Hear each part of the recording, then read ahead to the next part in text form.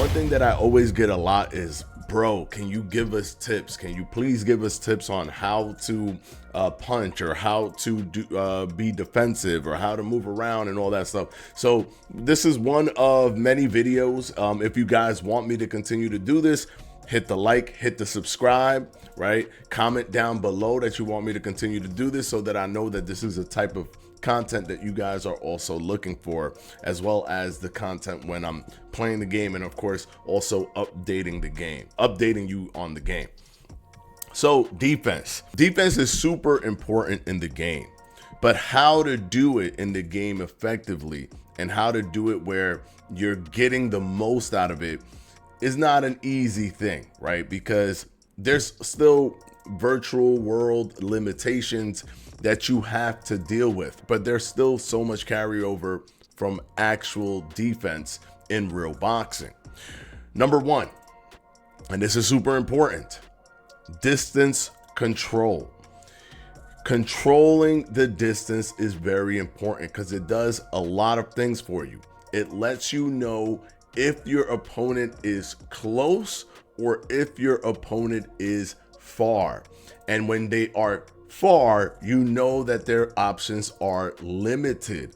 There's a lot of things that you'll be able to see before they do it. If they're trying to do a step in straight or a step in hook or whatever, you'll see it much more. It'll be much more grandeur because they have to step in. So the movement, the tell, if you will be much bigger than if they were closer to you. So you have more time to react. It's not about the cool head movement and trying to guess what the person is doing or predicting.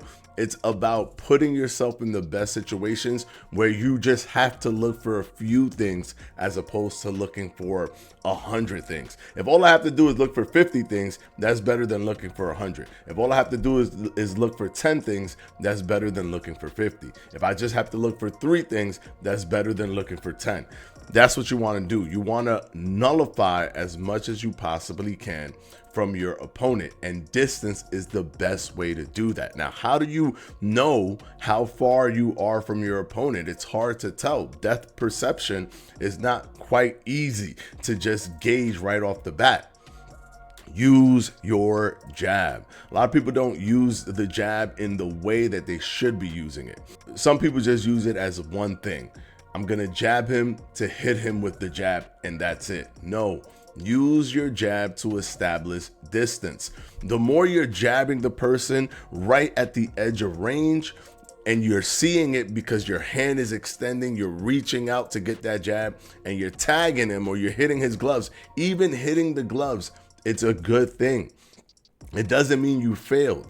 It's helping you establish the distance. When you hit him at the edge of range, you know, all right, this is literally my furthest possible way of connecting to him. If I hit him and this is where he is, and I keep hitting him, you'll start to establish a subconscious picture of what it looks like when he's within your range for you to hit him, which means what? That he can hit you. So when you throw that jab out and you keep throwing that jab out and you establish that subconscious picture of where he is within the depth perception, which lets you know if he's close to you or not, use that to move slightly outside of that range. Every time he comes into it, you move a little bit out of it. Every time he steps into it, you move a little bit out of it. That way, you know that you're setting him up so that he has to do big movements to come inside and get an attack going. Another thing is, do not keep your head stationary. The easiest thing for me whenever I'm playing this game is when I'm far, I'm establishing distance, I'm using the jab to establish distance, and the person is not moving because I'm nowhere near them.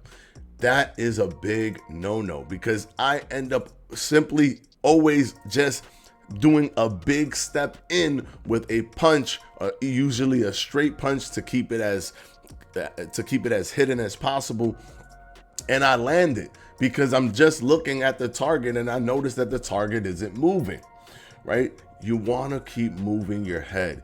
It creates a level of insecurity for your opponent, so they don't really know if they can throw. There isn't this comfort like, oh, their head is going to be right here.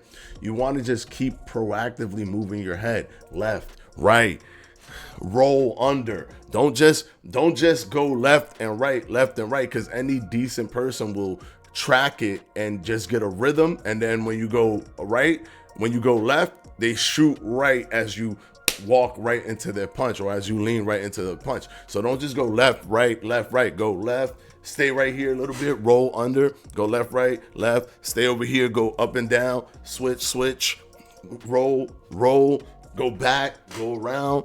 Like, do so many different things where you're just breaking your rhythm up of your head movement.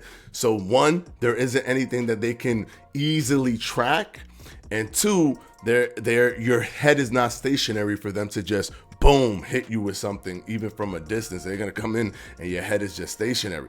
A lot of people are constantly just thinking about offense. So they'll be a deer in the headlights just waiting to see when they could hit you, not understanding that the other person is also trying to hit them, right? Or you, or whatever. Like, you're trying to focus on hitting another person, but the other person is also trying to focus on hitting you. So if you make it easy for them because you're not even paying attention to your proactive defense, what ends up happening is you get caught with their active offense because they have been paying attention to the way that you're moving. Now, if you're going to apply head movement, which is good, you want to try to block upstairs or downstairs, right? You don't want to just apply head movement and have your hands down. Now, if you get comfortable with kind of building a rhythm and understanding the rhythm and flow of your opponent, then maybe you could showboat a little bit, but that's all risky.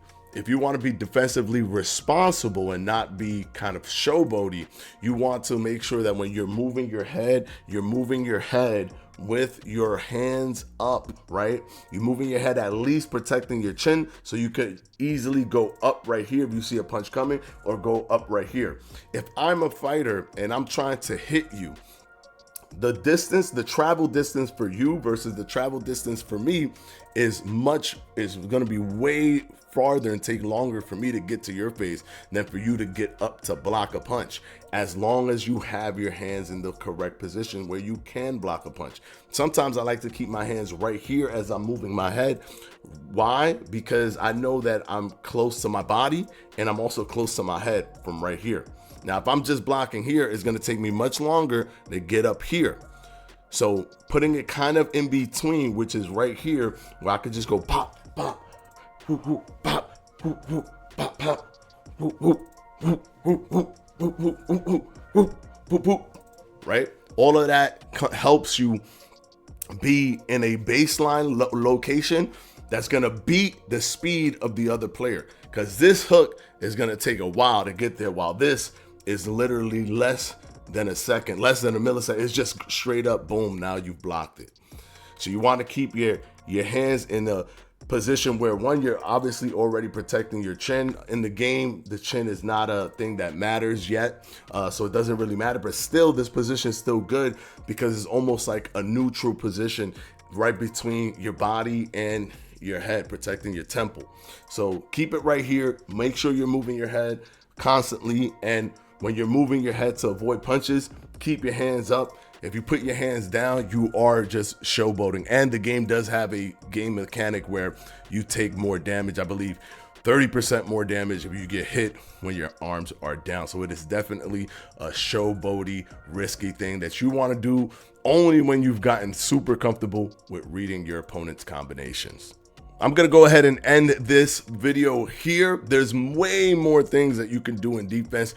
Let me know if you guys want a part 2 on defense, but we're definitely going to target other aspects of the fight so that it could help you win the fight, and you could put all of that stuff together. But I don't want to do hour-long videos, so that's just a small, maybe I guess you could call this a part 1 version of defense, just to get you into the psychology of defense and what you can do to give yourself an edge when somebody's just going in there to hit you, and then when you're hitting them, they're blocking. There's no strategy behind it. There's no they're not actually being proactive with their defense. They're just being reactive with their defense. So that's going to give you an edge if you're a person who's actually proactively setting up defensive maneuvers to give yourself the best position and limit the amount of damage that they can do to your fighter, while you maximize the amount of damage you can do to your opponent. Hopefully this video has helped you guys. And of course, as always, hit the like, hit the subscribe. If you want more videos like this, let me know. If the like button will really let me know if you guys want more videos like this. And of course, we'll see you in the next one. Peace out.